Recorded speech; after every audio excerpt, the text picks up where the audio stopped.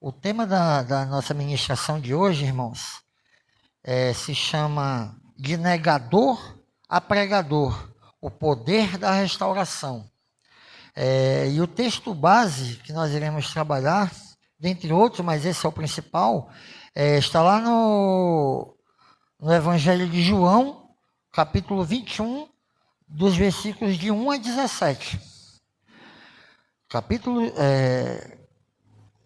Evangelho de João, capítulo 21, versículos de 1 a 17. Mais uma vez aí, o tema de negador a pregador, o poder da restauração. Nós iremos trabalhar e falar acerca, logicamente, de Jesus Cristo, que é a principal figura do Novo Testamento e da própria Bíblia, Mas nós iremos dar um enfoque hoje no apóstolo Pedro. Nós iremos falar aí, e aí eu vou ler aqui esse texto base. Vamos lá. Depois disso, manifestou-se Jesus outra vez aos discípulos junto ao mar de Tiberíades, e manifestou-se assim. Estavam juntos Simão, Pedro e Tomé, chamado Dídimo, e Natanael, que era de Caná, da Galileia, os filhos de Zebedeu, e outros 2 dos seus discípulos. Disse-lhe Simão Pedro: vou pescar. Dizem-lhe eles: também nós vamos contigo. Foram e subiram logo para o barco, e naquela noite nada apanharam. E sendo já manhã, Jesus se apresentou na praia, mas os discípulos não conheceram que era Jesus. Disse-lhes, pois, Jesus: filhos, tendes alguma coisa para comer? Respondeu-lhes: não. E eles lhe disse: lançai a rede para o lado direito do barco, e achareis. Lançaram-na, pois, e já não podiam tirar pela multidão de peixes. Então aquele discípulo a quem Jesus amava disse a Pedro: é o Senhor. E quando Simão Pedro ouviu que era o Senhor, cingiu-se com a túnica, porque estava nu, e lançou-se ao mar. E os outros discípulos foram com o barco, porque não estavam distantes da terra, senão quase 200 côvados, levando a rede cheia de peixes.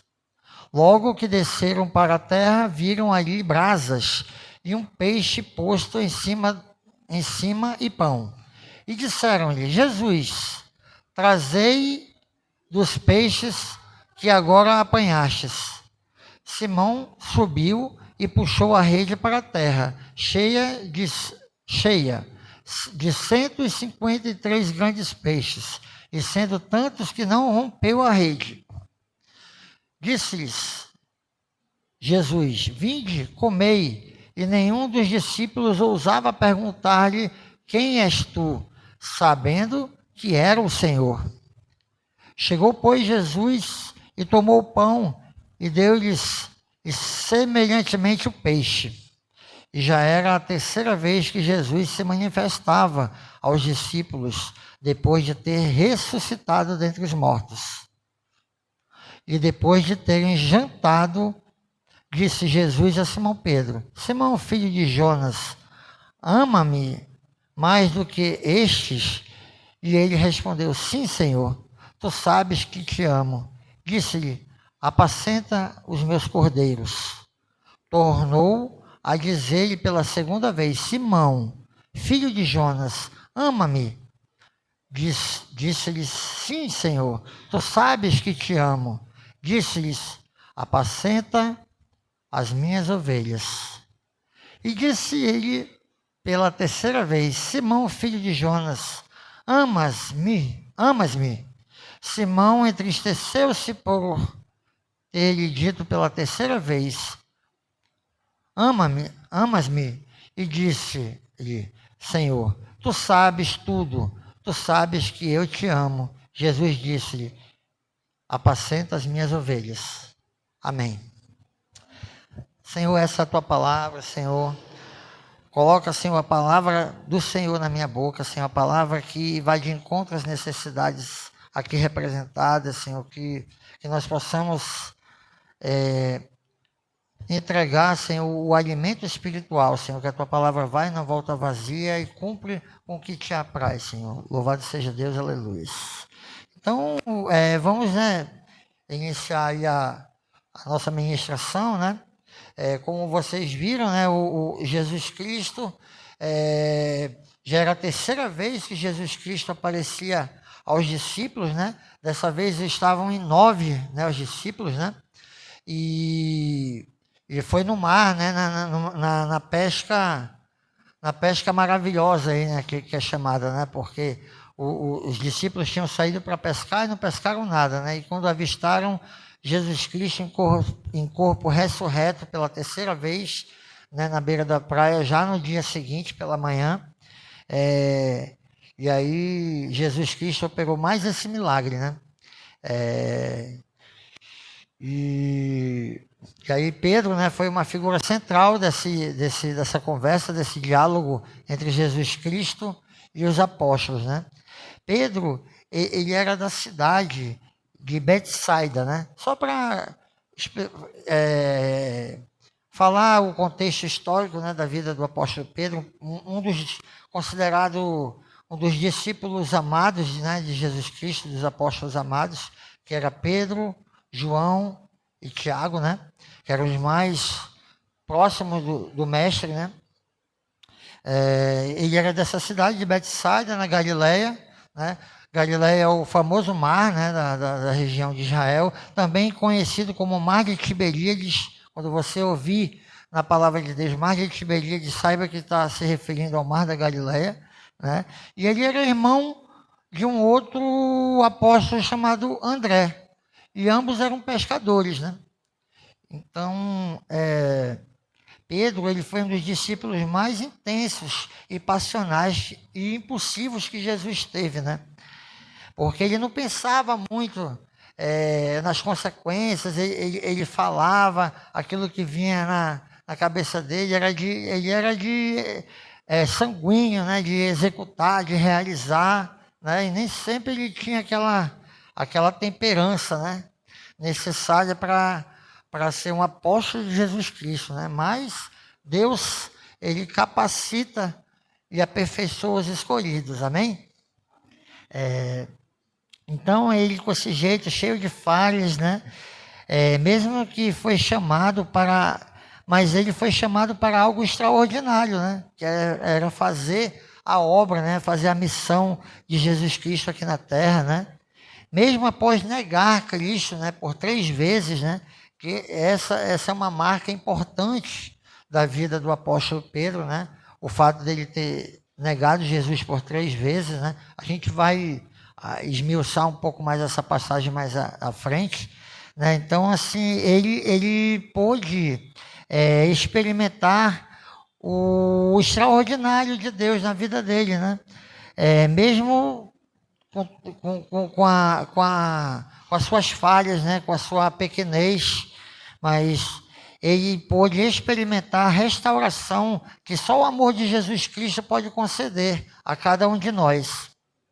Então, Jesus, mesmo se a gente não se sente capaz, mas Deus nos capacita, né, para fazer a sua obra, de glória em glória, de tempo em tempo, né, que Deus vai fazendo a sua obra, vai aperfeiçoando cada um de nós para dar sempre o nosso melhor e para fazer principalmente a vontade do Espírito Santo de Deus.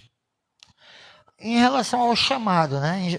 Ao chamado de Pedro, né? Se passa, vou dar o exemplo aqui de Mateus, capítulo 4, versículo de 18 a 20, que no caso se repete também nos outros evangelhos, né? De Lucas, Marcos, principalmente, né? Caminhando junto ao mar da Galileia, Jesus viu 2 irmãos, Simão, chamado Pedro, e André, e eles lançavam as redes ao mar, porque eram pescadores. Jesus lhes disse: venham comigo, e eu os farei pescadores de gente. Então eles, deixaram imediatamente as redes e o seguiram. Essa aqui é a passagem do chamado, né? Que Jesus Cristo faz a Pedro e André, seu irmão. E tem outros dois irmãos também que são apóstolos de Jesus Cristo, que também eram pescadores e que da mesma forma Deus os escolheu a dedo, né? Que eram os irmãos Tiago e João, que também eram pescadores. Então tem essa curiosidade aí entre os 12 apóstolos de Jesus Cristo. Dois eram irmãos, no caso, né? Duas duplas, podemos por assim dizer. Pedro e André e Tiago e João. Todos os 4 pescadores. E a chamada ao arrependimento, né? Aí, contextualizando também a história, antes da crucificação de Jesus Cristo, na sexta-feira, na véspera, na quinta-feira santa, que houve a Santa Ceia, né? Onde Jesus Cristo reuniu os 12 apóstolos no cenáculo para um jantar e para declarar, né? O que viria, que estaria por vir, né? Infelizmente, naquele dia, naquele momento, Jesus Cristo não tinha boas notícias para dar, mas ele declarou a vontade de Deus sobre a vida dele, né? Muitos não entenderam, né? Muitos se entristeceram, né? Mas Jesus precisou dar fazer esse chamamento, fazer essa reunião, esse jantar, né? Essa ceia, né? Com os discípulos, né? Com os apóstolos. E aí eu posso dizer que em Mateus, capítulo 26, sobre essa passagem Pedro estava sentado fora no pátio. Uma empregada se aproximou-se e disse-lhe: você também estava com Jesus, o Galileu? Mas ele negou. Isso aqui já é a passagem que Pedro nega Jesus por três vezes, né? Você também estava com Jesus, o Galileu? Mas ele negou diante de todos e disse: não sei o que você está dizendo. Quando se dirigia para a porta, Pedro foi visto por outra empregada que disse-lhe que estavam ali: este também estava com Jesus, o Nazareno. E ele negou outra vez com juramento: não conheço esse homem.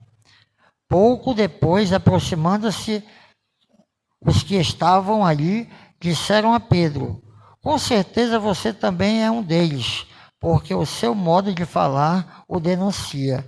Então ele começou a praguejar e a jurar: não conheço este homem.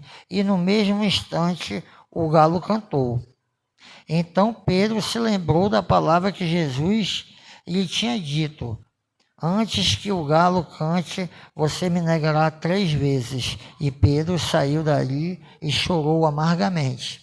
Essa também é uma passagem importante, é uma passagem triste, né? Porque foi um erro, né, do apóstolo Pedro, mas diante da nossa humanidade, da nossa pequenez, da nossa fragilidade humana, nós cometemos erros, né? E aí né, Jesus já havia profetizado, já tinha falado durante a ceia, né, na quinta-feira, que Pedro iria negá-lo, né? Por mais que ele dissesse que estaria com ele em todos os momentos, que não iria abandonar, né? A dor do arrependimento levou Pedro às lágrimas e ao arrependimento genuíno. Antes que o galo cante, me negará 3 vezes, disse Jesus. Então essa lição é para todos nós que falhamos, mas o arrependimento é o primeiro passo para a restauração. Se você quer ser restaurado de algo que você falou, de algo que você fez contra alguém, contra Deus, se arrependa. Coloque nas suas orações: Senhor, o que eu fiz diante de Ti? Será que traz a minha lembrança, a minha memória, porque muitas das vezes a gente nem lembra, né? aquele que bate não esquece, esquece, né? Mas aquele que apanha nunca esquece, diz o ditado, né? Popular aí, né? Então, assim, muitas das vezes nós não nos, mas peça para Deus nas suas orações para que Deus revele a você todo a sua culpa, todo o seu pecado, todas as suas transgressões, ou coloque diante de Deus os seus pecados, as suas falhas, aquelas que você sabe e aquelas que estão também ocultos dentro do nosso ser, né? Amém? O homem restaurado após a restauração. Jesus procura Pedro para curar essas feridas e reafirmar o seu chamado, né? Então, assim, essa passagem que a gente leu, né? De João 21, de 1 a 17, é principalmente para Deus curar e restaurar Pedro. O diálogo é muito, você vê que ele não fala com nenhum outro discípulo diretamente que não seja Pedro nesse encontro, né? Onde eles comem um peixe assado na praia, né? Que maravilhoso, né? A gente ter a dádiva de comer um peixe assado com Jesus Cristo em corpo ressurreto, né? O homem restaurado após a ressurreição de Jesus Cristo procura Pedro para curar suas feridas e reanimar o seu chamado. 3 perguntas. Tu me amas? Né, Jesus Cristo, justamente 3, né? Por que será que Jesus Cristo perguntou 3 vezes para Pedro se ele o amava? Foi justamente para ele poder lembrar das 3 vezes que Pedro negou Jesus. Então, Jesus estava ali afirmando para ele um propósito de restauração na vida dele. Porque foram 3 perguntas. Tu me amas? Para 3 negações, né? Um símbolo de perdão completo de Jesus Cristo diante do apóstolo Pedro. Apacenta as minhas ovelhas, disse o mestre. O amor de Cristo restaura completamente e nos devolve o propósito.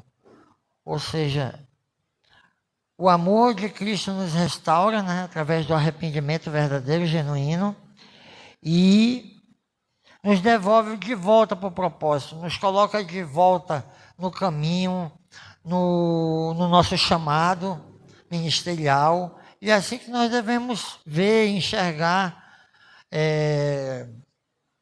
a vida, né, de uma forma geral, que não é um erro, não é uma situação que aconteceu com a gente, uma queda, ou de repente um pecado, a pessoa que vem do mundo aí também, achando que está tudo perdido, achando que não tem mais salvação. Deus, não importa o seu problema, Deus está disposto a te restaurar e te trazer de novo para o propósito. Amém? E Pedro, ele se tornou um grande líder apostólico, né? Após isso, né? Porque o homem usado por Deus, o mesmo Pedro que negou Jesus, tornou-se líder da igreja primitiva, né? Pedro pregou no dia de Pentecostes e 3.000 pessoas se converteram, né? Essa passagem está lá no livro de Atos, capítulo 2, versículos de 14 a 41. Pedro prega com ousadia, ou seja, depois que Deus restitui, restaura Pedro e dá uma nova unção para ele, uma unção de ousadia, uma unção de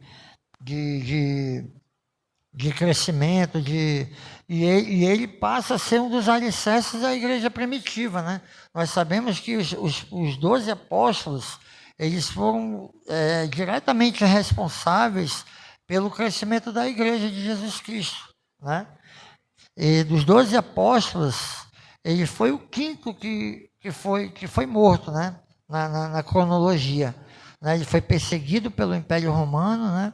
E ele, quando ele morreu, ele morreu crucificado também, né? Mas ele pediu que ele não era digno de morrer da mesma forma como Jesus Cristo morreu. E ele pediu para ser crucificado de cabeça para baixo, porque ele se sentia indigno, né?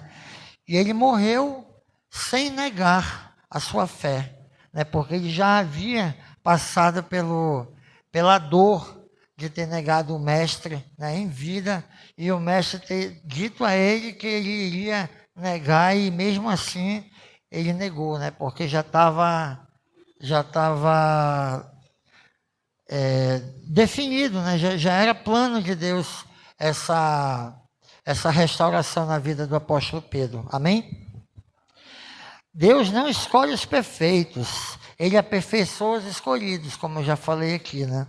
Mesmo com falhas, a graça para recomeçar, né? Em Filipenses 1,6 fala que aquele que começou a boa obra em vós há de completá-la. Então Deus, ele irá completar a boa obra que ele já começou na tua vida, irmão. Amém? O arrependimento genuíno, ele nos transforma, ele nos traz uma transformação verdadeira. Não basta sentir remorso, é preciso se voltar para Jesus Cristo, né? Acho que até o pastor Roberto já pregou isso daí lá a diferença de remorso e de arrependimento, né, pastor, né? Que na verdade o que nós devemos nutrir verdadeiramente dentro de nós é o arrependimento genuíno, né? E não o remorso, né? O remorso ele não é um arrependimento verdadeiro. O arrependimento genuíno gera transformação verdadeira, não basta sentir remorso. Então, em 2 Coríntios, capítulo 7, versículo 10, a tristeza, segundo Deus, produz arrependimento para a salvação. Ou seja, Deus permite que nós passamos por tristezas para gerar arrependimento no nosso coração.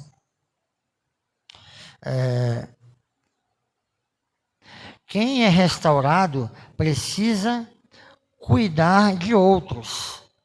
Pedro foi chamado para apacentar e cuidar, é prova de amor. Ou seja, Jesus Cristo enviou Pedro, né, para essa grande obra, para essa grande missão, né? E fazer a obra de Deus é um ato de amor, né? De amor ao próximo, né? Ame ao teu próximo como a ti mesmo. Amai uns aos outros como eu vos amei, Jesus Cristo ensinou, né? O novo mandamento do Novo Testamento. Então, é essa premissa que nós devemos ter, né? Como objetivo nas nossas vidas, amar o próximo verdadeiramente, porque se você parar e pensar, se todos nós amar uns aos outros como Jesus nos amou, o mundo ele vai ser muito diferente do mundo que nós vivemos hoje, né? As pessoas hoje, infelizmente, estão contaminadas pelo mal, né? Pelo pecado. O Espírito Santo transforma covardes em corajosos. Porque Pedro ele era covarde, né? Tem até aquela passagem que Jesus Cristo aparece, né, na tempestade, e eles estavam no barco, né, como eles eram pescadores, né, estavam lá fazendo o trabalho deles, e aí veio uma grande tempestade e Jesus Cristo apareceu no mar da Galileia, né, flutuando sobre as águas, e eles se assustaram pensando que fosse um fantasma, né? E aí, todos eles, a palavra de Deus diz que eles ficaram com medo, né? Imagina, tremenda madrugada, mas o Jesus Cristo acalmou as águas. Quando Jesus Cristo acalmou as águas, eles puderam ter a certeza e perceber que era mais um milagre de Jesus Cristo diante dos olhos deles, né? E aí Pedro, com aquele jeito dele intempestivo, né? Foi logo e pulou, né?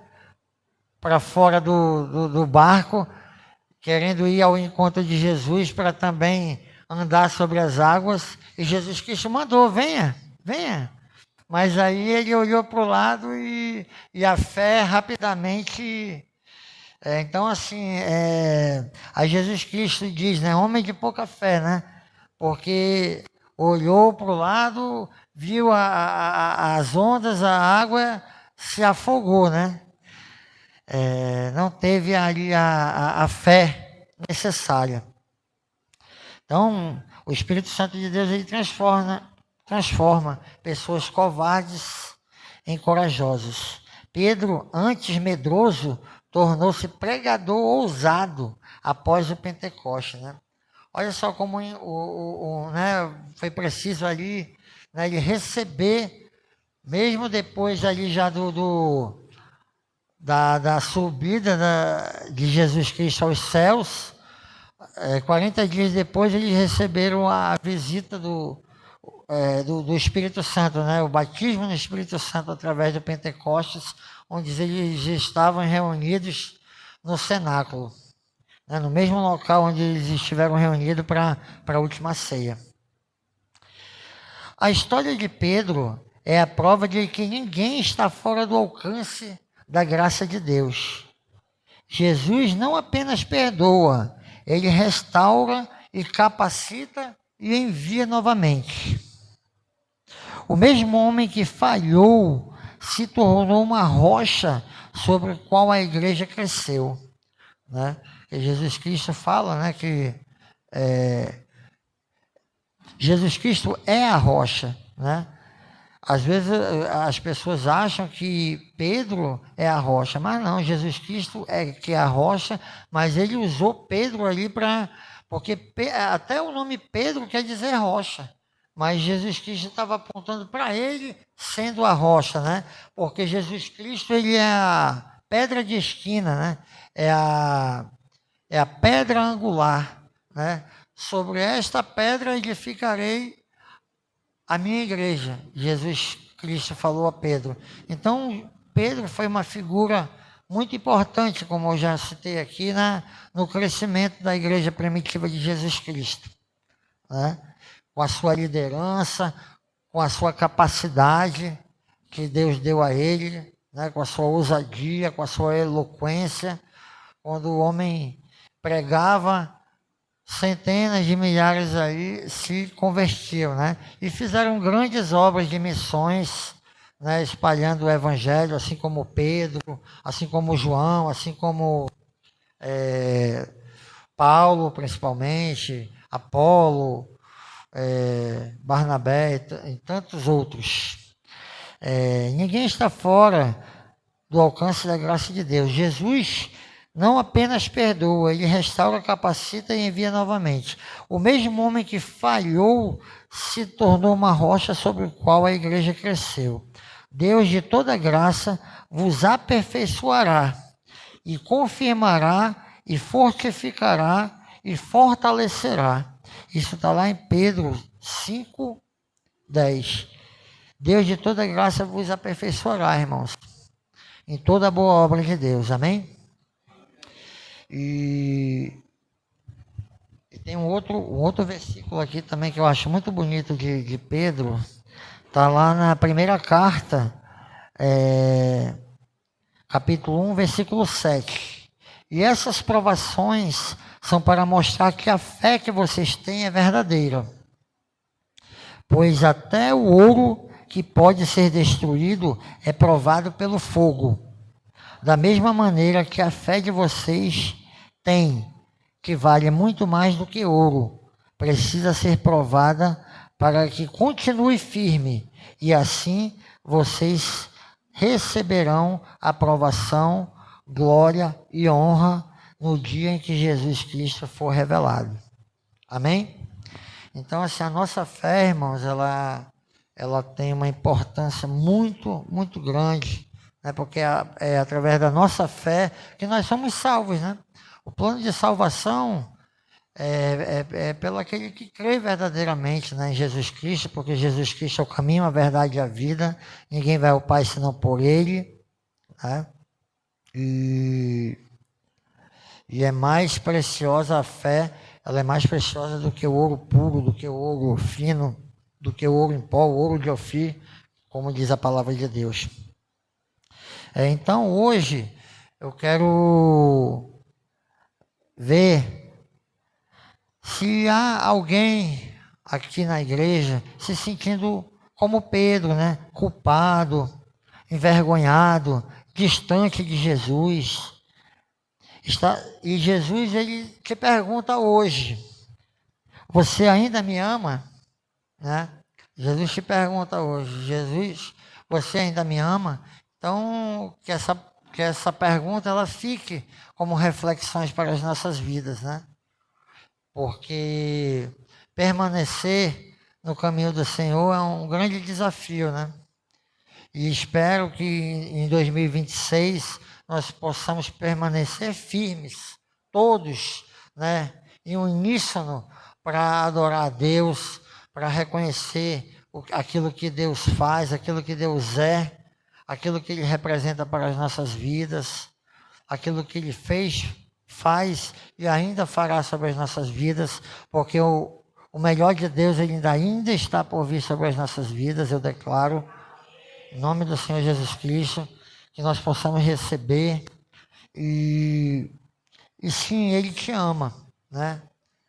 Ele te ama e Ele quer te restaurar, Ele quer te renovar, Ele quer usar a tua fé, Ele quer te usar de novo, te fazer de novo. E nós pedimos, nós oramos, perdão pelas nossas falhas do passado, que nós possamos ter um arrependimento verdadeiro, genuíno, que nós possamos ter encontros, vários encontros com Jesus no nosso dia a dia, nas nossas orações, no nosso devocional, que a gente possa ser fiel e obediente a Deus em tudo na nossa vida, porque o obediente, diz a palavra de Deus, ele prospera, em nome do Senhor Jesus Cristo, e coragem para viver o chamado com Jesus. E aí eu quero só ler aqui. Consegue colocar o 18 e 19? O 18, para finalizar. Na verdade te digo, que quando eras mais moços, que cingias a ti mesmo, e andavas por onde querias, mas quando já fores velho, estenderás as tuas mãos, e o outro te cingirá e te levará para onde tu não querias. 19. E disse isto, significando com que morte havia ele que glorificar a Deus.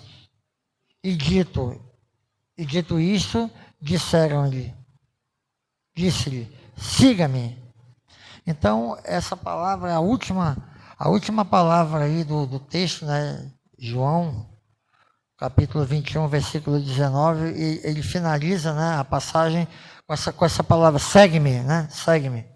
Eu poderia, como se diz, falar assim a minha ministração numa única palavra, né? E essa única palavra, que vocês possam guardar na mente e no coração de vocês.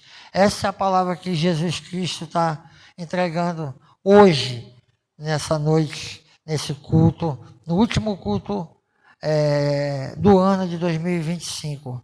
Jesus Cristo fala para vocês, irmãos, segue-me.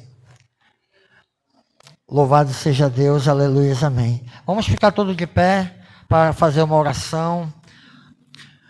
Ó Senhor, nosso Deus, Pai maravilhoso, bondoso, ó Deus, nós te amamos, Senhor, de todo o nosso coração e entendimento, Deus. Ó Senhor, eu declaro, Senhor, na vida de todos os membros da Base 14, Senhor, um final de ano excelente, Senhor, porque Tu ainda tens algo a fazer, Senhor, nas nossas vidas, Senhor. Ó Senhor, daqui para o dia 31, Senhor, nós teremos ainda mais uma semana, Senhor, a última semana do ano, Senhor, que o Senhor possa, Senhor, nos salvaguardar, Senhor, nos reveste da Tua armadura, Senhor, a armadura de Deus, o cinto da verdade, a couraça da justiça, o capacete da salvação, o escudo da fé, as sandálias do Evangelho e a espada do Espírito, Senhor. Ó Senhor, declaro, Senhor, na vida de todos os irmãos aqui, bênçãos sem medida, Senhor. Ó Senhor, que eles possam ser alcançados, Senhor, pela Tua graça, Senhor. Ó Senhor, que nós possamos receber de Ti, Senhor, a porção, Senhor, que nos cabe, Senhor. Ó Senhor, nenhum mal se sucederá sobre as nossas vidas, Senhor. Ó Senhor, eu declaro, Senhor, que parte em retirada das nossas vidas, do nosso arraial, da nossa casa, Senhor, todo cortador, migrador e devorador, Senhor. Eu declaro que só o Senhor é santo sobre as nossas vidas, Senhor. Eu declaro, Senhor, prosperidade, sucesso, ó Senhor, vida, Senhor, sabedoria, Senhor, saúde, Senhor, para o nosso corpo, alma e espírito, Senhor, para que nós possamos continuar a fazer a Tua boa obra, Senhor, para que nós possamos fazer a Tua vontade, Senhor. Coloque estratégia, Senhor, coloque amor no nosso coração, Senhor, que nós possamos ter amor pelas vidas, Senhor, pelas almas, que nós possamos cuidar, que nós possamos, Senhor, discipular, que nós possamos, Senhor, fazer os 4 passos da visão celular, Senhor, consolidar, discipular, enviar, ganhar almas para o reino de Deus, Senhor. Louvado seja Deus, aleluias, amém.